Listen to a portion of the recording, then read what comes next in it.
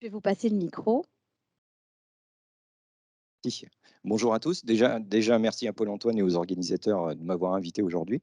C'est vraiment un plaisir pour moi d'être, de retour à Corté puisque j'ai eu le plaisir d'enseigner pendant plusieurs années, dans cette université. Hem, Effectivement, je travaille aujourd'hui à l'Agence d'innovation défense. Alors je ferai un petit moment de pub, agence de l'innovation après, ça fait partie de mon travail. Mais ce que je vais essayer de faire, c'est de vous expliquer pourquoi le ministère des Armées se préoccupe de la question des données et de l'intelligence artificielle aujourd'hui. Et je vais commencer par un cas très concret d'utilisation d'un système qui a été développé au ministère des Armées.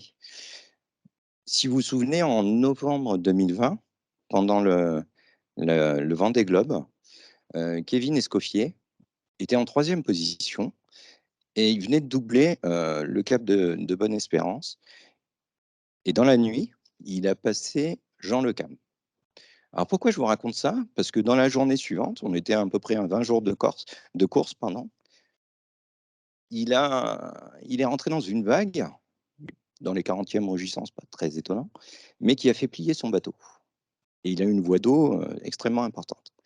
Donc il n'a pas eu beaucoup de temps pour réagir, hein, ça c'est, vous pouvez le voir, il a donné beaucoup d'interviews. Kevin Escoffier a enfilé son gilet de survie, déclenché sa balise Argos, prévenu son équipe et sauté sur son radeau de survie. Normalement, ce qu'on vous dit, c'est vous restez à bord de votre bateau en cas d'avarie. Lui, il pouvait pas parce qu'il était en train de couler son bateau. Donc, il s'est jeté à l'eau comme ça. Et comme je vous l'ai dit, il venait de doubler Jean Le Cam dans la nuit précédente. Et donc, c'est Jean Le Cam qui l'a secouru en premier. Alors, vous allez me dire, où est le rapport avec la donnée? Ben, le rapport avec la donnée, il est là. C'est que tout de suite après, c'est la Marine nationale qui s'est apporté secours à Kevin Escoffier, qui l'a récupéré pour que Jean Le Cam puisse reprendre la course.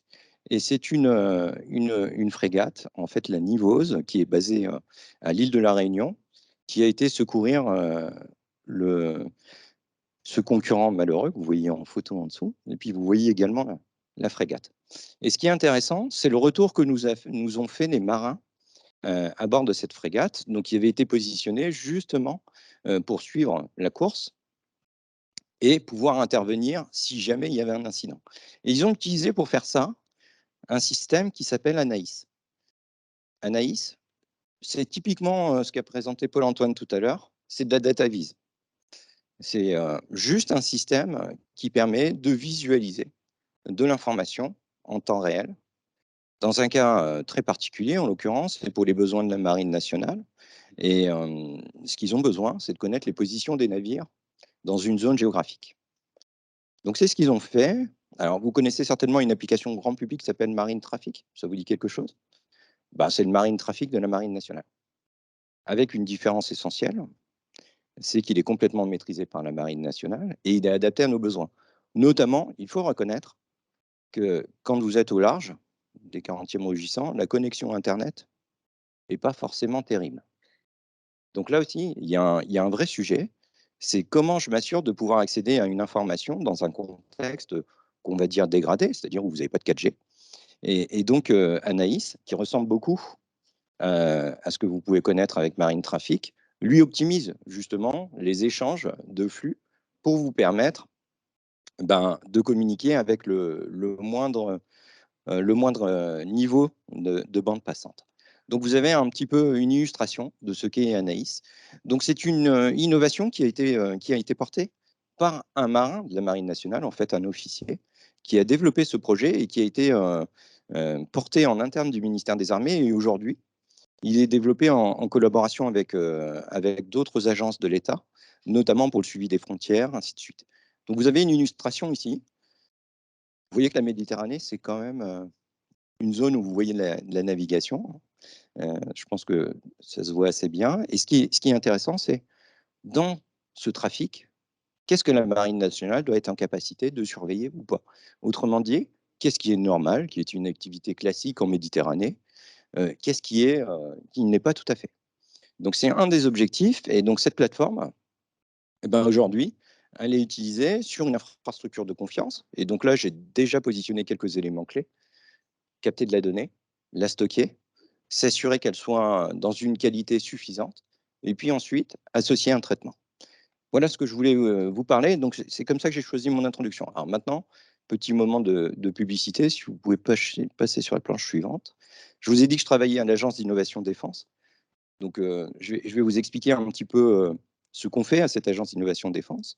Donc, l'agence est un service à compétence nationale rattaché au ministère des Armées et en particulier au délégué général pour l'armement, le DGA. Donc, bah, évidemment, le ministère des Armées, alors c'est une agence qui est récente, elle a 4 ans. Le ministère des Armées n'a pas attendu la création de l'agence pour faire de l'innovation. Simplement, il y a eu une volonté de renforcer cette capacité d'innovation au ministère. Pourquoi? Ben, comme partout, on observe une accélération des transformations, et en particulier de la transformation numérique, mais pas seulement. Une accélération de l'innovation, en particulier dans le monde civil. Et cette innovation, ben, on a besoin de l'exploiter dans le monde des armées, avec une finalité assez simple, hein, qui est de garantir notre supériorité opérationnelle future, donc d'assurer la protection de notre territoire national. Je pense qu'on peut passer à la planche suivante.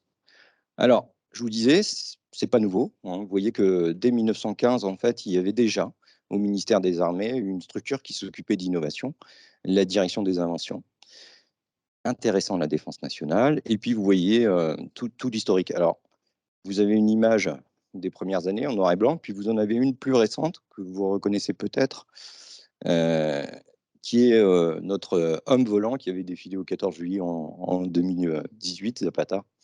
Et voilà le genre d'innovation qu'on peut porter aujourd'hui. Donc, je vous l'ai dit, service compétences nationales rattaché au délégué et qui est au sein de la DGA. Et nous sommes 130 environ, aussi bien des officiers, des ingénieurs, des chercheurs, des innovateurs. Alors, par exemple, moi, je suis vraiment chercheur au départ, enfin professeur des universités en l'occurrence, et j'ai rejoint l'agence depuis 3 ans, mais je continue à avoir une petite activité de recherche par ailleurs. Je propose de passer à la planche suivante. Quelles sont nos missions? Ben, principalement orienter et piloter l'innovation de défense. Et là où vous l'attendez peut-être pas, hein. Vous voyez, ici, j'ai choisi l'illustration de Vivatech, qui avait lieu il y a 15 jours à Paris. Ben, on est présent. Je suis intervenu dans le cadre de Vivatech. Alors pourquoi on fait ça? Ben, pour voir tout ce qui se passe autour du numérique aujourd'hui, mais pas seulement. Vous avez des projets évidemment qui sont beaucoup plus orientés défense. En haut, c'est une illustration du futur avion de combat français, qui lui aussi sera très connecté et reposant sur beaucoup de principes de la donnée et de l'intelligence artificielle. Donc notre objectif, c'est quand même d'orienter l'innovation de défense, détecter les technologies du civil qui peuvent trouver une application de défense, et puis accélérer les déploiements au profit des utilisateurs. Vous allez me dire, ouais, il faut beaucoup de moyens pour faire ça. Alors, c'est vrai qu'il y a un budget qui est conséquent, c'est de l'ordre d'1 milliard d'euros. Cependant, on peut faire des choses à petite échelle, hein. Je vous ai montré l'exemple d'Anaïs. Anaïs, je vous le redis, c'est un officier de la Marine nationale qui a eu l'idée. Et ça a été développé en interne avec le soutien de 3 ou 4 ingénieurs. C'est là, pour le coup, beaucoup plus raisonnable. Tous les projets n'ont pas besoin d'1 milliard pour être développés, heureusement. Alors, tout ce qui est, c'est ma dernière planche publicitaire, tout ce qui relève de l'agence, ah, je dois en avoir une encore, l'agence de l'innovation de défense, est regroupé dans un document qui est public, qui s'appelle le Droïde. Le nom est sympa. Document de référence de l'orientation d'innovation de défense. Alors là, je vous ai mis, je pense, la version 2021. Scoop, la version 2022 va sortir ou est peut-être sortie, je n'ai pas vérifié ce matin, mais elle va être publiée dans pas longtemps. Ça peut vous intéresser parce que si vous avez des idées de projets qui relèvent d'un intérêt défense, dans la dualité, hein, encore une fois, je ne vous demande pas de développer le futur navire de la Marine nationale, encore moins un avion, mais par contre, vous pouvez avoir des applications qui peuvent avoir un intérêt défense. Ben, n'hésitez pas à nous les soumettre. Et pour ça, vous avez un guichet qui permet de le faire, peut-être sur la planche suivante, j'espère. Voilà. Nous avons 4 types de projets, en fait, et ceux qui peuvent vous intéresser, c'est les projets de recherche ou les projets d'accélération de l'innovation. Et ça, c'est accessible à tout le monde. Euh, pour vous donner un ordre de grandeur, vous voyez, on a de l'ordre de 180 projets de recherche financés par l'Agence d'innovation défense. Et quand je dis recherche, ça veut dire que c'est avec des partenaires académiques, universitaires, grandes écoles d'ingénieurs ou grands organismes. On finance chaque année ou cofinance une centaine de thèses, ce qu'on appelle les thèses DGA. On finance aussi des appels à projets avec l'ANR, des chaires d'enseignement supérieur.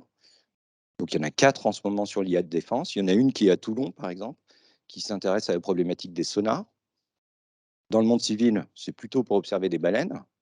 Dans le monde de la défense, ce n'est pas forcément les baleines qu'on cherche à observer.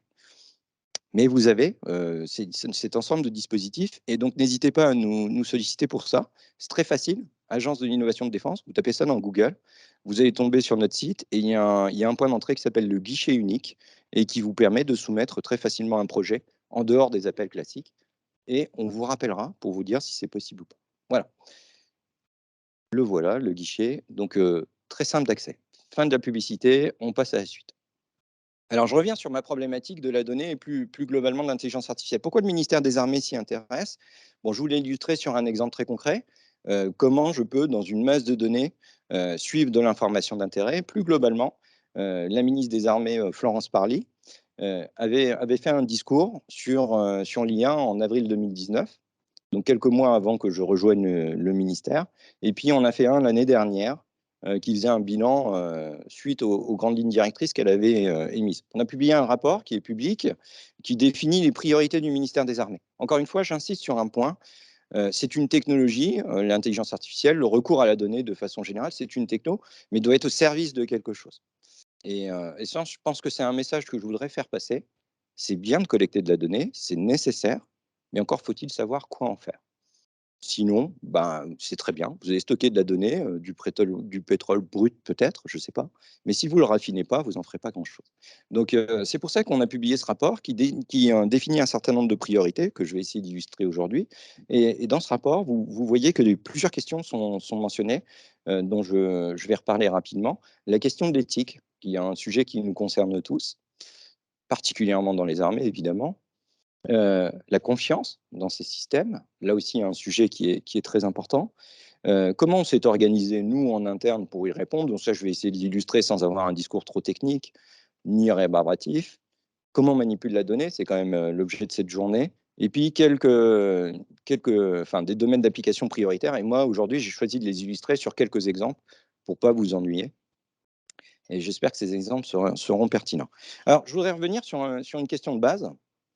L'intelligence artificielle, tout le monde en parle depuis très longtemps. Heu, alors je ne sais pas quel est votre niveau d'expertise, vous êtes certainement meilleur que moi sur ces questions-là, mais je voudrais quand même reposer quelques grands principes. C'est vrai que c'est le sujet un peu tarte à la crème à la mode, l'intelligence artificielle, c'est pas nouveau. En fait, si vous recherchez, et tous les scientifiques savent ça, les premiers travaux sur l'intelligence artificielle, ils datent pendant la Seconde Guerre mondiale. En fait, vous avez le réseau de neurones artificiels, le premier neurone artificiel, le perceptron, qui est proposé dans les années 40.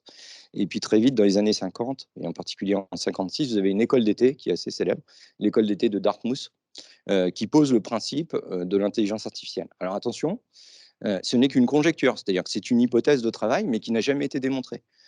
Cette hypothèse de travail qui a été énoncée, c'est de dire qu'on peut représenter suffisamment finement une caractéristique de l'intelligence humaine ou une forme d'intelligence pour ensuite pouvoir la simuler à l'aide d'un ordinateur.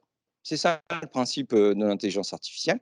Et si vous posez la question, qu'est-ce que je peux faire avec de l'IA? Ben aujourd'hui, on estime qu'il y a 5 types de questions auxquelles vous pouvez répondre grâce à de l'intelligence artificielle, qui vont de la détection, qui est le cas le plus simple, jusqu'au cas de la recommandation.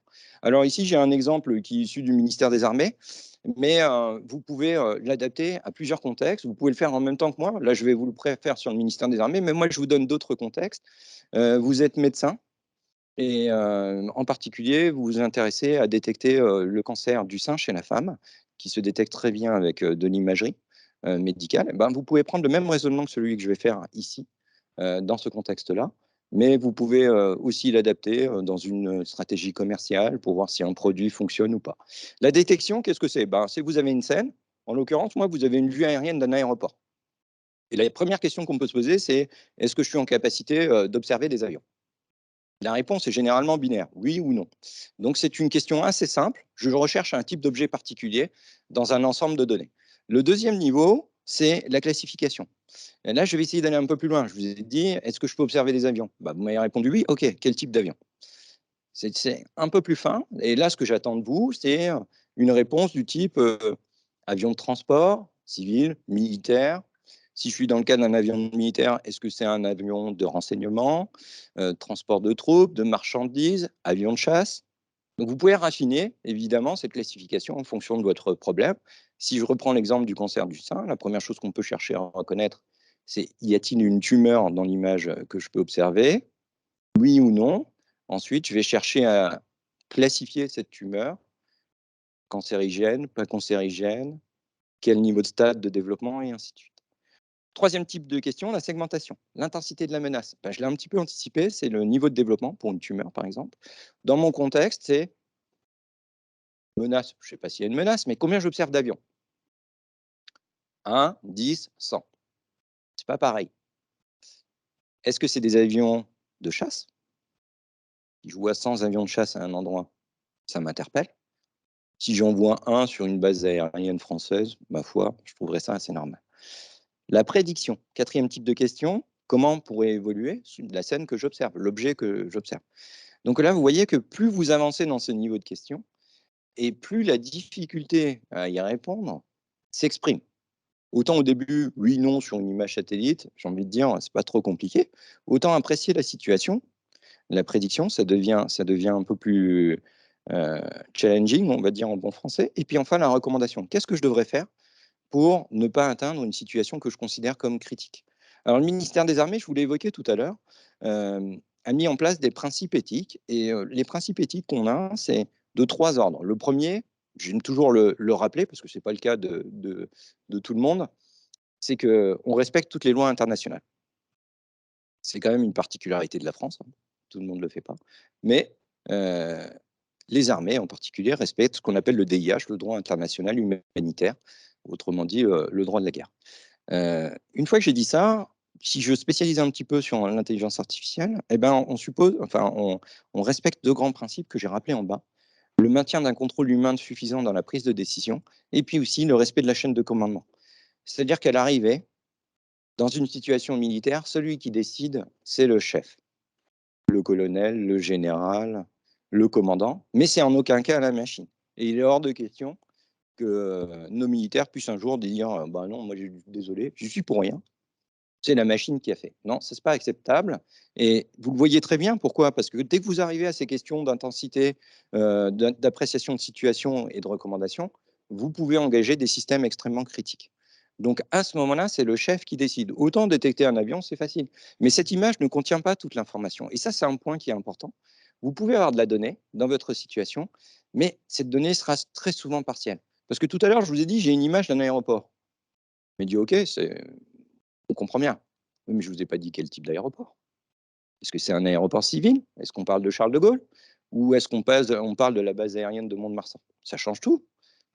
Finalement, à Charles de Gaulle, que j'observe des avions civils, ça ne me choque pas. Par contre, des avions militaires, là, c'est un peu plus étonnant. Mont-de-Marsan, c'est le contraire.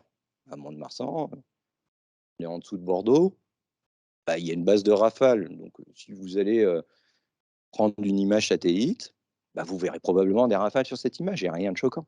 Donc vous voyez que mon information est complètement incomplète. Savoir que j'ai une image d'un aéroport, ça suffit pas. Qui plus est, même si je peux vous dire si c'est un aéroport civil ou militaire, c'est encore insuffisant. Vous voyez pourquoi? Ben, si j'observe un aéroport militaire qui est une frontière où je sais que potentiellement il y a un risque de conflit, si je vois des avions militaires se masser sur ce coin, ben, peut-être que ma prédiction là va être de dire, ben, on risque d'avoir une situation qui dégénère. Et donc évidemment, c'est sur la base de ces informations que le chef devra ensuite décider. Donc la donnée, c'est quelque chose d'essentiel, mais il faut encore pouvoir la contextualiser, savoir ce qu'on veut en faire et l'exploiter correctement derrière. Donc je vous l'ai montré en introduction sur un exemple très positif, hein. Là, je vous le montre dans un exemple peut-être un peu plus difficile, où vous êtes amené à prendre une décision. Mais faites la même chose dans mon analogie au départ sur le cancer du sein. Parce que vous voyez bien qu'à partir du moment où vous arrivez à la prédiction, et à la recommandation, eh ben, c'est important. Le médecin va prendre une décision qui engage la vie de sa patiente. Donc, évidemment qu'on veut s'assurer que ces systèmes produisent le résultat attendu. On peut passer à la planche suivante. Donc, je vous ai parlé de la donnée et vous pouvez le voir, c'est un enjeu qui est essentiel aujourd'hui dans toutes les organisations.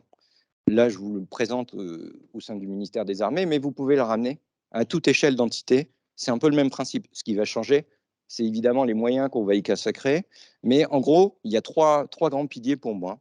Il y a tout un aspect gouvernance, et ce que j'ai essayé de vous faire voir tout à l'heure, c'est que dans vos entités, dans votre périmètre d'action, vous devez avoir une stratégie pour l'exploitation de cette donnée et donc une gouvernance associée. Alors, elle n'est pas forcément lourde, mais elle doit exister. Chez nous, pour le ministère des Armées, on a créé un comité opérationnel de la donnée, qu'on appelle le CODATA, qui doit coordonner l'action des directeurs des données. Pourquoi? Parce que le ministère des Armées est une très grande entité, vous vous en doutez. Je ne vais pas rentrer dans le détail, mais chaque armée a son propre directeur des données. La DGA a le sien, le secrétariat général pour l'administration aussi, mais il faut coordonner toute cette action pour qu'on puisse exploiter ces données de façon croisée. On a élaboré une feuille de route qui fixe des objectifs très concrets. Et il y a une question aussi qui se pose, c'est comment on partage cette donnée. Alors vous vous doutez bien que le ministère des Armées, c'est un ministère régalien, extrêmement sensible, donc on ne partage pas nos données très facilement. Alors on n'est pas très open data, faut bien le dire, mais je vous montrerai qu'on peut faire du presque open data sur certaines choses dans différents contextes. Et je vous montrerai très concrètement et avec de l'imagerie de drone, ce qui n'est pas non plus ce qui est le plus courant, mais je vous montrerai qu'on sait le faire. En termes d'architecture, on a besoin de stockage, vous l'avez compris. Je reprends mon petit exemple de départ. À votre avis, combien il y a de positions de navires qui sont publiées chaque jour à travers le monde? Un ordre de grandeur. C'est 10 millions. 10 millions de positions chaque jour. Alors, une position GPS, ça va, hein, c'est quelques octets. Mais je vous montrerai des exemples où c'est un peu plus que ça et où à stocker, ça coûte très très cher. On a créé des centres de services de la donnée, et il y en a en particulier un pour la Marine nationale qui est à Toulon et qui stocke de la donnée issue des navires de la Marine nationale. Et en plus de ça, on poursuit un travail de cartographie. Alors, j'ai mis en petit, là, mais c'est un point qui est important aussi. Un conseil que je peux vous donner, c'est n'hésitez pas à documenter vos sources de données le plus largement possible pour une exploitation. Et puis, il y a toute une action d'acculturation. Aujourd'hui, moi, je considère que je fais de l'acculturation. Alors, je le fais aujourd'hui pour vous, puis pour vous montrer ce qu'on peut faire, mais c'est quelque chose que je fais en interne du ministère aussi très régulièrement parce que c'est pas naturel. Donc, on fait des actions pour les décideurs, c'est-à-dire pour leur expliquer pourquoi on a besoin de beaucoup d'argent aussi, parce que ça coûte cher. Donc, je pense que vous en êtes conscient. Et puis, on produit aussi des guides en interne sur la valorisation de la donnée, comment on doit s'y prendre, avec différents publics qui sont ciblés. Mais c'est vraiment une action qui se coordonne. Je pense qu'on peut passer à la planche suivante. J'ai oublié de dire que vous m'arrêtez quand vous voulez. Je vais prendre toutes les questions au fil de l'eau ou après. Mais n'hésitez pas. S'il y a quelque chose qui vous interpelle, n'hésitez pas à le dire. Alors, un truc qui est assez classique, que vous pouvez retrouver dans Google très facilement, c'est les 4 V de la donnée. Si vous cherchez, vous verrez qu'il y a 5, 6, 7, je ne sais pas jusqu'à combien ça va. Moi, je me suis contenté de 4. Ça suffit largement pour bien comprendre l'enjeu autour de la donnée. On parle des 4 V dans le sens de la volumétrie. C'est-à-dire qu'aujourd'hui, le monde qui nous entoure produit de plus en plus de données. On parle de variété, c'est-à-dire que la donnée évolue aussi par le type de données qu'on produit. Très souvent, j'ai envie de dire, dans nos vieux systèmes, on produit de la donnée qu'on va dire structurée, des bases de données. Vous avez un champ qui correspond au nom, un champ qui correspond au prénom, à la date de naissance, ainsi de suite. À l'université, on en a plein des bases de données comme ça. Les étudiants adorent Apogée. C'est une belle base de données qu'ils connaissent bien. C'est celle où ils ont leurs notes. Donc, elle est très utile pour eux, des fois. Alors, ensuite, troisième caractéristique, troisième V, la vélocité, la vitesse à laquelle on produit cette information. Là aussi, je pourrais revenir là-dessus, mais parfois, c'est un élément qui va être clé. C'est la capacité de capter cette donnée dans une échelle de temps extrêmement, extrêmement courte. La véracité, enfin, c'est essentiel. C'est-à-dire que votre donnée, elle doit être de qualité et vous devez pouvoir vous assurer de sa fiabilité. Notamment quand vous avez des applications que je considérerais à risque. Prenez l'exemple du véhicule autonome. Vous avez envie de vous dire que s'il y a un piéton qui traverse, il l'identifie correctement plutôt que de l'écraser en se disant non, c'est pas une bonne donnée. Donc là, vous voyez aussi une importance. Alors, ce que j'ai illustré, c'est à gauche ce que vous voyez sur 1 minute sur Internet. C'est ce que tout le monde fait tous les jours. Alors, vous pouvez vous poser les questions de l'impact écologique aussi de ces trucs-là. Vous avez tous les ans une étude qui sort qui dit qu'est-ce qui est produit en une minute sur Internet. Donc vous avez des exemples en termes très variés, hein, aussi bien le nombre d'heures sur Netflix, alors j'arrive pas à lire là, mais normalement vous retrouvez ça assez facilement, le nombre d'achats sur une plateforme comme Amazon, le nombre de tweets et ainsi de suite. Et ce qui est très intéressant, c'est de voir, cet observatoire existe depuis une dizaine d'années, vous voyez apparaître des applications nouvelles tous les ans et d'autres un peu disparaître. Mais ce que vous observez surtout, c'est que le volume de données produits augmente de façon sur une échelle logarithmique. Donc, c'est très significatif. Vous suivez une exponentielle, un peu comme le Covid en ce moment. Et je l'illustre du côté des armées, à droite. Pourquoi j'ai fait ça? Parce qu'on ne regarde pas tout à fait la même chose. Je vous ai parlé, le nombre d'heures visualisées sur Netflix. Nous, les opérationnels, regardent un petit peu moins Netflix, enfin je l'espère, mais contrôlent un petit peu plus d'imagerie satellitaire, par exemple, mon illustration en bas à gauche. Et vous allez me dire, en satellite, l'imagerie satellitaire, ça existe dans le civil aussi. C'est vrai, vous avez parfaitement raison, sauf que la spécificité défense, c'est qu'on a des satellites qui sont peut-être un peu plus poussés que ceux du civil et qui vont aller observer des zones qui ne sont pas forcément les mêmes. Et enfin, dans des gammes qui ne sont pas toujours le visible non plus et qui intéressent beaucoup moins le civil, notamment de l'hyperspectral, qui est un sujet important pour nous.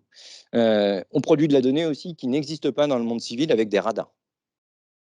Le jour où vous me trouvez une petite start-up qui me dit: «Moi, j'ai un marché civil pour l'exploitation de données radar», je serais bien curieux de savoir ce qu'ils veulent en faire, parce que ça ne concerne pas grand monde.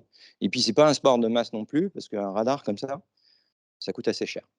Donc, c'est pas si simple que ça. Donc, on est obligé nous-mêmes de traiter ces données-là. Vous avez le monde aérien. Alors, pourquoi j'ai mis ça? Vous avez 2 exemples, des avions, en haut à gauche dans le désert, enfin au coucher du soleil là, c'est l'A400M, donc un avion produit par Airbus, pour les besoins de la défense et puis en dessous, vous avez du ravitaillement, aérien. Alors j'ai plus mes chiffres en tête comme je vois pas mon retour écran, mais j'espère que je vais pas dire de bêtises, mais vous avez de l'ordre de 25 000 mesures qui sont faites sur, chaque avion à la seconde de capteurs. Donc ça produit très très vite des gigas et des téraoctets de données en fonction du nombre d'heures de vol. Un drone comme le drone Patroller, qui est le drone de Safran, qui est un drone d'observation, il produit 10 mégaoctets de données par seconde. C'est pas beaucoup en une seconde, mais il vole 2500 heures par an. Un drone. Un satellite, c'est en téraoctets par jour produit. Donc vous voyez bien que cette masse de données, il faut l'absorber, la stocker et en tirer parti. Donc ça vous illustre à différentes échelles. Alors j'ai pas mentionné le dernier cas en haut à droite, je pense que c'est assez explicite. C'est un sous-marin et les données des sous-marins qui nous intéressent particulièrement, c'est les données sonars, puisque un sous-marin est aveugle. Son seul moyen de se repérer, c'est son sonar, de savoir ce qui se passe autour de lui. Évidemment, c'est pas aussi un sport de masse, hein. Je vous ai quand même donné un exemple d'application des sonars dans le monde civil. C'est l'étude des populations de baleines, par exemple, puisqu'elles communiquent beaucoup, et c'est un bon moyen de les suivre. Voilà. Donc, vous voyez, les 4V de la donnée, vous pouvez les illustrer dans tout un tas de domaines. Mais ce qu'on observe, c'est une volumétrie qui est croissante, une variété du type de données qu'on manipule, de l'imagerie, du texte, de la vidéo, une vélocité, on les produit de plus en plus vite. Et puis enfin, la question de la véracité, comment m'assurer que cette donnée est bien réelle. C'est un point qui est important, hein, relié au cyber.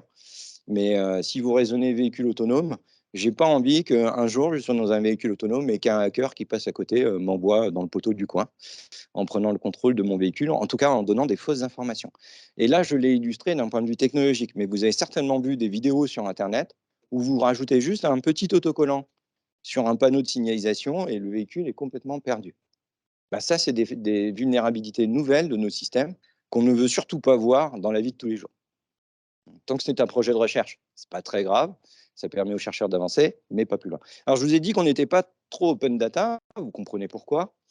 Malgré tout, on a besoin de pouvoir travailler parce que le ministère des Armées travaille beaucoup avec le monde de l'industrie et de l'académie, donc on a besoin de pouvoir partager nos données aussi. Et même si on ne peut pas le faire sous forme complètement publique, on le fait assez largement via des appels à manifestation d'intérêt. Alors j'en ai choisi un qui est tout récent. qui est une AMI qu'on a lancée en début d'année pour valoriser des drones, enfin des vidéos de drones, je vais y arriver, qui ont été capturées par l'armée de l'air et de l'espace, et qui sont des images des drones Reaper. Alors, le drone Reaper, je pense que vous voyez à peu près tout ce que c'est. C'est quasiment un avion, hein. Ne pensez pas que c'est un petit drone DJI, là. Ça ne fait pas 1 ou 2 kilos et ça ne fait pas 30 centimètres d'envergure, hein. C'est plutôt en mètres et en tonnes. Donc, ce sont des gros drones qui sont équipés notamment de boules optiques qui permettent d'avoir des images assez significatives. Donc nous, on les utilise de façon opérationnelle à l'extérieur et on a capturé des images de ce drone sur le territoire national, ce qui fait que les données sont moins sensibles. Et donc, on a constitué un corpus de données qu'on est capable de confier à des industriels ou à des académiques pour voir comment on pourrait tirer parti de toute cette source d'informations. Donc, notre objectif, c'est vraiment de favoriser le développement de fonctions opérationnelles qui s'appuient sur l'intelligence artificielle. L'intérêt, il est double.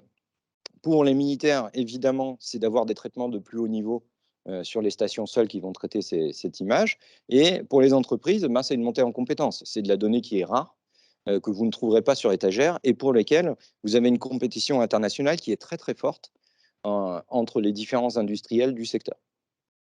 Et donc, ces bases de données, elles ont été pré-identifiées et caractérisées pour nous. Elles sont d'un niveau de sensibilité considéré comme diffusion restreinte, c'est-à-dire que, évidemment, on ne les met pas sur Internet, on les confie à des industriels, on s'assure qu'ils respectent quelques protocoles de sécurité. Et puis surtout, quand le projet se termine, ils s'engagent à détruire les données. Et ça, on prend soin de le vérifier, qu'ils l'ont bien fait. Et donc, c'est un appel à manifestation d'intérêt qui est ouvert et il y a encore une relève au mois de septembre. Donc, on a retenu déjà 3 partenaires industriels, plutôt des startups et des PME, pour traiter ces données. Donc, on peut aussi partager de la donnée à partir du moment où on sait dans quel contexte on va le faire et puis pour atteindre quel objectif. Là, l'objectif, c'est clairement de voir ce qu'on peut exploiter de ces images avec des fonctions de traitement d'images basées sur l'intelligence artificielle. Si ensuite c'est pertinent, eh ben, on industrialisera ces concepts. Donc j'ai parlé captation de la donnée, j'ai dit que ça générait beaucoup de volume et qu'il fallait pouvoir la partager. Encore faut-il pouvoir la traiter. Et donc là, vous avez un autre pilier important, qui est d'ailleurs plutôt ma spécialité au départ, c'est les infrastructures dédiées au calcul dans le contexte de l'intelligence artificielle. Et le ministère a mis en place une grande plateforme qu'on appelle Artemis, qui est une plateforme matérielle qui est développée par des industriels, en fait, Thales et Atos, qui ont mis en place une plateforme à notre bénéfice qui s'appuie sur un kit de développement logiciel. Et là aussi, c'est un point sur lequel je voudrais insister, c'est qu'on s'appuie sur des briques open source. Même si tout à l'heure, je vous ai dit, on n'est pas trop partageur au quotidien, il n'empêche qu'on s'appuie sur les mêmes briques que dans le monde civil. Donc, TensorFlow et ainsi de suite, PyTorch, toutes ces briques-là, sauf que dans notre contexte, elles vont être maintenues sur les infrastructures du ministère des Armées. C'est pourquoi on a mis ce projet. Mais ce kit de développement logiciel a vocation à être partagé avec nos partenaires, qu'ils soient chercheurs ou industriels. Et bien sûr, on va maintenir des cas d'usage pour notre ministère dans la durée, pour que ces applications puissent être exploitées au quotidien. Donc une infrastructure de référence, des données, des algorithmes. Voilà, un petit peu le cadre général et je pense que derrière, si on peut passer sur la planche suivante, j'ai retenu quelques exemples. Alors le premier, je l'ai déjà traité, c'est celui que je vous ai donné en 5 minutes. Alors je voulais choisir une des applications. Est-ce que vous voulez que je vous parle de la détection C'est qu'on voit et il peut y avoir des engins explosifs improvisés le long de la route. Comment je fais pour m'en prémunir? On va parler un peu de fake news, des informations en français. Ou bien, je vous ai parlé du maritime, ben, on peut parler de l'aérien avec détection de trajectoire un peu suspecte, ou enfin du spatial. Qu'est-ce que vous avez envie? Fake news? Allez, fake news. Avançons alors, on va aller faire du fake news. Alors, hop, voilà, fake news, c'est sûr. Alors, fake news, alors je précise tout de suite que le ministère des Armées a une stratégie de protection contre des fake news qui pourraient se propager et qui desserviraient nos armées, notamment quand elles sont en opération. Et donc, ce que je vous montre là, c'est quelque chose qu'on a fait au printemps dernier. Je vous ai dit que la ministre des Armées en mai 2021 a fait un grand discours sur l'IA et c'était accompagné d'un ensemble de démonstrations. Ça, c'est une démonstration qu'on a fait à la ministre des Armées, pardon, Florence Parly. Donc les données que j'ai utilisées sont des données réelles qui ont été produites entre le 1er janvier 2021 et le 1er mai 2021, donc sur à peu près 5 mois. Et ce qu'on a fait, c'est un projet qui s'appelle Confirma, qui est un projet issu d'une société française, Storyzy. Et Storyzy s'est spécialisé dans l'identification de sources de données et des fiabilités de ces sources de données. Donc, comment ça marche? Grosso modo, ils identifient en source ouverte hein, sur Internet, comme vous. Ils vont regarder les réseaux sociaux, les sites d'acteurs en ligne très variés. Et puis, ils vont réaliser dans un premier temps une série d'annotations plutôt manuelles. Ils vont chercher à extraire, donc là, c'est la partie captation de données et préparation des données. Ensuite, ils vont chercher à extraire de l'information pour entraîner leur système. Et puis ensuite, ils vont collecter de nouvelles sources. Et l'objectif, c'est de classer ces sources, grosso modo, comme fiables ou non fiables, de façon quasi automatique. Donc, c'est l'étape 4, la classification. Et puis, ensuite, on peut vérifier un petit peu tout ça. Alors, je vais vous l'illustrer dans un cas très concret sur la planche suivante. Le Mali, une zone très sensible aujourd'hui, avec en particulier l'opération Barkhane. Et ce qui est intéressant de voir, donc je vous ai dit, hein, collecte voilà, du 1er mai au 5 mai 2021, vous avez les dates, on a regardé tout ce qui est publié sur Internet autour du Mali et de l'opération Barkhane. Ben, vous observez qu'il y a au total plus de 12 000 articles qui ont été publiés et le système de Storyzy estime que plus de la moitié sont des sources de désinformation. C'est quand même intéressant à voir. Et vous pouvez raffiner un petit peu tout ça. Et notamment, il y a une rumeur qui est très très forte dans cette opération, qui est que les armées françaises, en fait, si elles sont au Mali, c'est uniquement pour voler l'or. Alors dit comme ça, nous, c'est pas très crédible, mais je vous assure, c'est quelque chose de très tenace en Afrique, qui pose ensuite un problème. Parce que quand vos soldats sont déployés, bah, il y a une défiance de la population qui se base sur ce qu'ils ont lu. Et quand plus d'une fois sur deux, on vous dit si les Français sont là, c'est pour voler de l'or qui appartient aux Maliens, bah forcément, ça n'instaure pas forcément une image de confiance. Alors, on peut passer à la planche suivante. Et si vous regardez, vous avez un graphique là qui vous montre quand les informations sont publiées dans le temps. Et puis, vous observez de temps en temps des pics. Et c'est sur ces pics que c'est intéressant de se positionner. Alors, vous avez fiable et des informations en vert et en rouge, pas trop compliqué comme type de graphique. Et puis, vous observez tout un tas de pics. Vous pouvez voir quelques exemples d'informations considérées comme fiables, et puis d'autres beaucoup plus suspectes. Et ce qui est intéressant, c'est de regarder le top 10 des sites qui publient ces informations pour le moins à caution. Eh ben, étonnamment, vous retrouvez un média russe dans le top 3 même, hein. Un ou deux turcs par-ci par-là. C'est étonnant.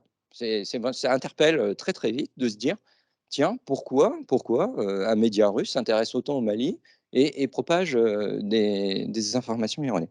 Donc vous voyez que l'intelligence artificielle, ça permet aussi de faire ça.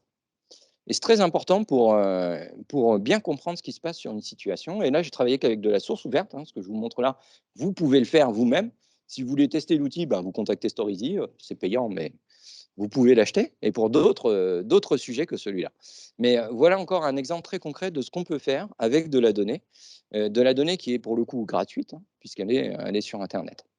Voilà, je pense que c'est tout ce que j'avais sur ce projet. Si je peux voir la prochaine planche. Ah oui, vous avez une petite répartition géographique de où viennent nos influenceurs hein, sur ces sujets-là. Vous voyez, Spoutnik qui arrive très, très, très tôt dans les auteurs. Heureusement, vous voyez qu'il y a aussi des articles de l'AFP qui, pour le coup, on peut considérer comme beaucoup plus fiables, et ainsi de suite. Et vous voyez où ces informations sont particulièrement relayées.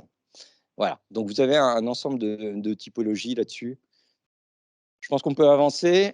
Du coup, je vais passer, il me reste 2 minutes, même pas, donc je conclue. Voilà, je conclus. On va passer tout ça, aller sur ma conclusion. Voilà, vous avez une illustration globale. Ce que j'ai essayé de faire aujourd'hui, c'est simplement de vous sensibiliser sur le fait que de la donnée, c'est quelque chose d'essentiel à partir du moment où on sait ce qu'on veut en faire. Que vous pouvez le faire, quelle que soit l'échelle de votre organisme. Ne vous dites pas: «Ça, c'est réservé au ministère des Armées». C'est pas vrai. J'avais un autre exemple que Paul-Antoine m'avait demandé de préparer, mais il me refaudrait une demi-heure, qui est celui, si je mets ma casquette universitaire à Reims, où on s'intéresse à des problèmes de viticulture et où la collecte de la donnée, c'est aussi un sujet important. En plus, on est dans une zone déconnectée, hein, dans les vignes, c'est rare qu'on ait de la 4 ou 5G. Mais vous avez une illustration de ce qu'on peut faire, capitaliser sur la donnée, la gouverner, et c'est très important, avoir une politique d'acculturation, de stockage de la donnée fiable et surtout savoir ce qu'on veut faire de cette donnée parce que sinon, bah, vous allez juste vous épuiser et gaspiller de l'argent. Je pense que c'est ça le message important, c'est utiliser la donnée qui existe déjà pour atteindre un objectif et définir cet objectif a priori. Voilà, merci à tous. Je suis désolé si j'ai été un peu long, puis si vous avez des questions, je les prends bien volontiers.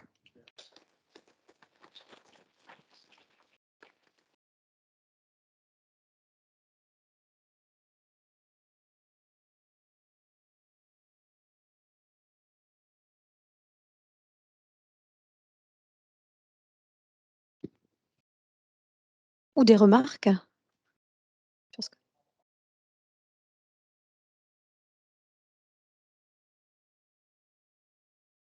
ah! L'exemple 4. Vous voulez savoir quoi?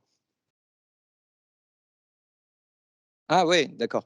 Hem, alors je peux non, mais je peux revenir, si tu me donnes une minute, on peut revenir sur la planche. En fait et d'ailleurs, cet exemple est très très intéressant parce que ce qu'on cherche à faire voilà, je pense qu'il y avait une planche avant peut-être? Non?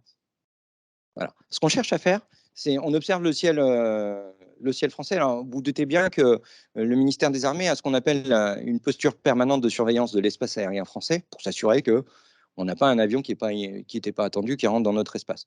Auquel cas, on ira très vite l'intercepter. Vous avez régulièrement des cas comme ça qui se produisent, qui sont juste des incidents, hein, qui n'ont rien de très grave en soi, mais ça peut arriver que de temps en temps, bah, Rafale vienne vous intercepter en disant «Ouais, tu n'as rien à faire ici».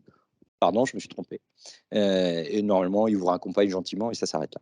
Mais en fait, ce qu'on a fait, c'est qu'on a pris toutes les trajectoires aériennes et on a laissé le système dans un mode d'auto-apprentissage détecter lui-même ce qui est une trajectoire normale de ce qui est une trajectoire anormale. Et vous avez quelques illustrations ici. Ben, un truc qui intéresse beaucoup les contrôleurs aériens, c'est ce qu'on appelle par exemple un toboggan. Un toboggan, c'est notamment quand vous arrivez en zone d'atterrissage, enfin sur votre aéroport de destination, et vous ne pouvez pas atterrir tout de suite parce qu'il y a trop de trafic aérien. Donc les contrôleurs vous mettent en attente et vous dessinez des ronds dans le ciel. C'est ce qu'on appelle la zone de toboggan. Et puis au bout d'un moment, vous êtes autorisé à atterrir et puis vous vous posez. Ça, c'est une trajectoire tout à fait classique.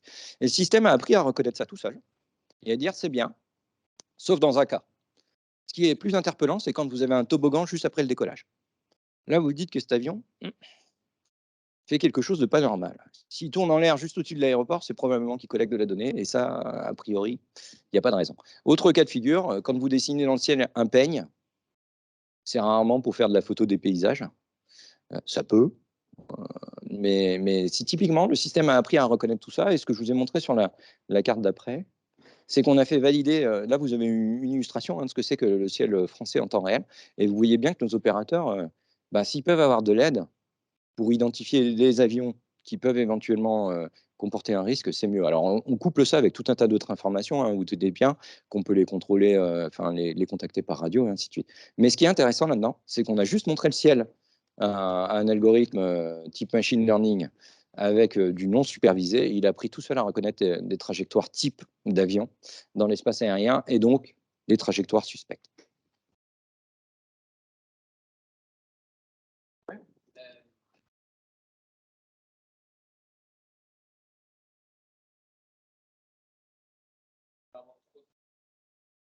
Ouais, ouais. Et je cherchais oui, je l'ai, mais je vais pas vous dire de bêtises, et j'ai pensé l'avoir mis dans les transparents.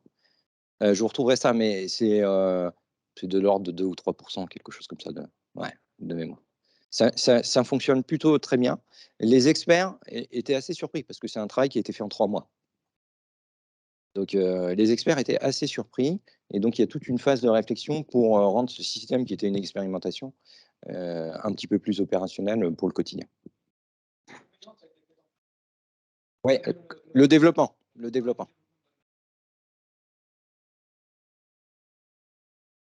le développement. Bases de données, ouais, sont assez anciennes.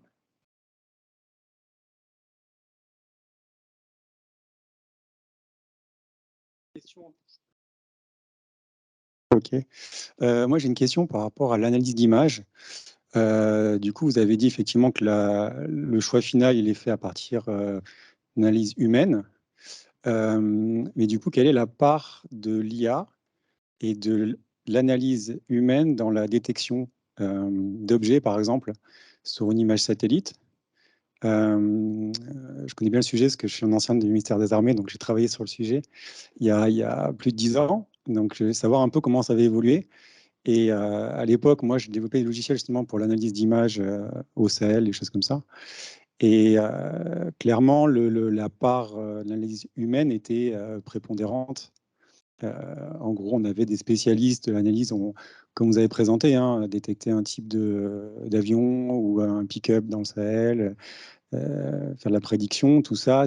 Il y avait l'IA, mais clairement, c'était la connaissance humaine, l'utilisation je me rappelle, des classeurs de l'OTAN, savoir exactement ce qu'on faisait derrière, qui était prépondérante. Donc, ma question est de savoir depuis tout le temps, est-ce que les progrès en termes d'IA ont permis justement de pouvoir changer peut-être, faire? Alors, le rôle des analystes reste essentiel. D'ailleurs, c'est ce que j'ai montré, hein. C'est que l'interprétation, c'est pas juste une image, mais c'est tout un contexte. Donc, les analystes sont toujours présents et de façon significative. Ce qui a peut-être changé, alors je vous encourage à aller voir une société qui s'appelle Préligence. Vous pouvez regarder, c'est une start-up hein, qui a été créée il y a quelques années, mais qui est en forte croissance et qui développe. D'ailleurs, l'image que je vous ai montrée, c'est une image de Préligence. En fait, ce qu'il faut voir, c'est que, on a développé une approche qui est de surveillance des sites. Donc, je vous ai montré des aéroports, mais vous pouvez le faire aussi sur un port, où on va, avec l'analyste, désigner les zones d'intérêt. Donc, on va distinguer, les bâtiments des infrastructures, globalement, une première fois, avec l'analyste et ensuite le système va revisiter toutes les images et détecter grosso modo les objets d'intérêt. Donc là, c'était des avions, par exemple. Et il va remonter cette information à un analyste. Mais c'est l'analyste qui va confirmer, notamment quand on remonte sur l'échelle. C'est un outil d'aide pour l'analyste, mais c'est lui qui reste le plus important. Ce que ça change aussi, c'est qu'il peut revisiter des sites beaucoup plus souvent. C'est-à-dire qu'on a de plus en plus de satellites, avec des images de plus en plus précises, mais on n'a pas plus d'analystes. Donc, s'il doit refaire tout le travail à la main, ben, un site, je dis ça au hasard, hein, mais un site, il va le revisiter peut-être une fois par mois. Le fait d'avoir ces solutions, le satellite va peut-être passer toutes les heures ou toutes les 2 heures, ou même tous les jours. Mais plutôt que de faire une analyse approfondie une fois par mois, ben, le système va faire une analyse automatique à chaque passage du satellite et remonter une alerte vers un analyste s'il détecte une modification majeure de l'image. Voilà comment on fonctionne aujourd'hui.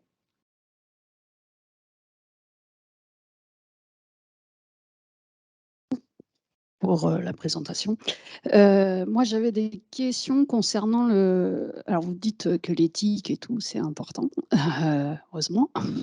J'ai juste une question sur la part par exemple, de sociologues, de psychologues, d'humanité, on va dire, qui est au sein des équipes de recherche, pas simplement au sein de l'armée, mais voilà, qui travaillent typiquement sur les objets liés à l'intelligence artificielle, à la donnée et tout. Donc, première partie de la question. Et deuxième partie, est-ce qu'il y a un entraînement spécifique de ces experts qui analysent ces retours de prédiction des algos pour leur donner confiance en eux, on va dire? Comment est-ce qu'on peut être assez fort pour résister à une prédiction d'une machine qui est censée avoir une expertise monstrueuse? Oui, alors c'est une très bonne question. Alors je vais y répondre à 2 niveaux. Déjà, au sein de l'agence, je vous ai dit qu'on était une petite centaine.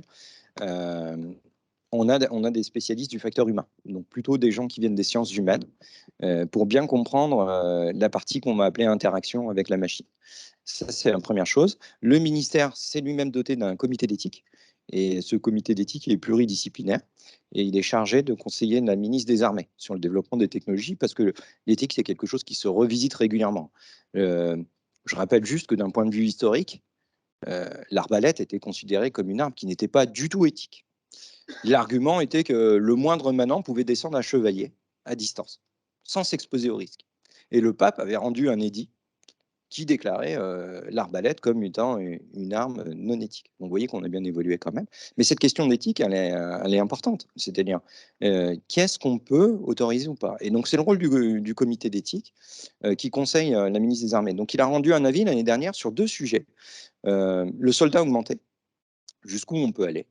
Et puis un deuxième avis sur les systèmes armés létaux autonomes, ce qu'on appelle les drones tueurs. Donc le comité est pluridisciplinaire, regroupe des scientifiques d'horizons divers, mais aussi des utilisateurs, donc pour nous, évidemment, plutôt des militaires, pour répondre à ces questions. Mais c'est essentiel pour nous de bien intégrer cette dimension sciences sociales. Et je vous rappelle que beaucoup de grands militaires ont une formation issue des sciences humaines et non pas des sciences dures. Hein, il y a les deux, notamment dans l'armée de terre. Hein, vous avez une grosse partie des officiers qui ont suivi un cursus académique en sciences humaines et non pas en sciences dites dures. La deuxième, rappelez-moi. À résister Ouais. aux Alors, prédictions.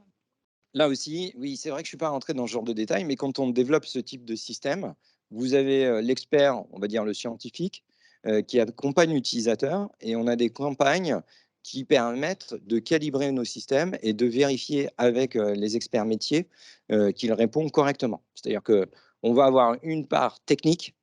Et ça, c'est celle de la DGA. Alors, je ne suis pas rentré dans les détails par manque de temps, mais on a produit des guides qui permettent de spécifier et de qualifier ces systèmes. C'est-à-dire, la spécification, c'est ce qu'on aimerait qu'il fasse, et la qualification, c'est de s'assurer qu'il fait bien ce qui est prévu. Quand vous parlez d'intelligence artificielle, évidemment, ça pose la question des jeux de données d'entraînement, les jeux de données pour la qualification, qui ne doivent pas être les mêmes, qui ne doivent pas être connus à l'avance par celui qui a entraîné les systèmes. Et ensuite, nous, donc il y a cette phase technique, et il y a une phase d'appropriation avec les experts métiers, où on va leur expliquer ce qu'est la réponse du système et comment ils doivent l'interpréter.